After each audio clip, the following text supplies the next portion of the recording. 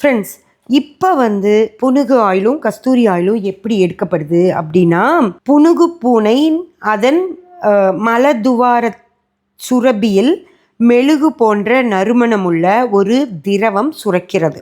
மெழுகு போன்ற அந்த சுரப்பு மிகவும் கடுமையான நெடிய வாசனை கொண்டுள்ளது.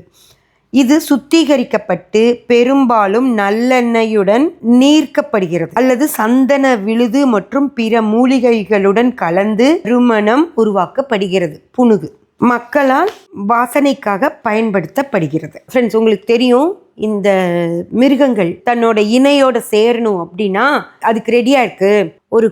ஒரு குட்டி போடுறதுக்கான ஒரு விஷயத்துக்கு நான் தயாராக இருக்கேன் அப்படின்னு சொல்லி மிருகங்கள் இன்னொரு தன்னோட இணைக்கு தெரியப்படுத்துறது இந்த வாசம் மூலமாக தான்.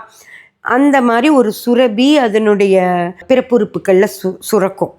அந்த ஸ்மெல்லுக்கு அதனோட இணை அதுக்கிட்ட சேரும். யாருக்கு இணை சேர விருப்பம் இருக்கோ அது வரும். அப்படி அது சேரும்போது தான் அது குட்டிகள் பிறக்கும். இது அதுக்காக தான் அந்த நறுமண விஷயங்கள் இருக்குது. அதுவும் இன்னும் நிறையா அனிமல்ஸோட அந்த இதெல்லாம் பார்க்கும்போது உங்களுக்கு அதெல்லாம் யூடியூப்பில் போய் பார்த்தீங்கன்னா, கூகுளில் செக் பண்ணிங்கன்னா உங்களுக்கு தெரியும்.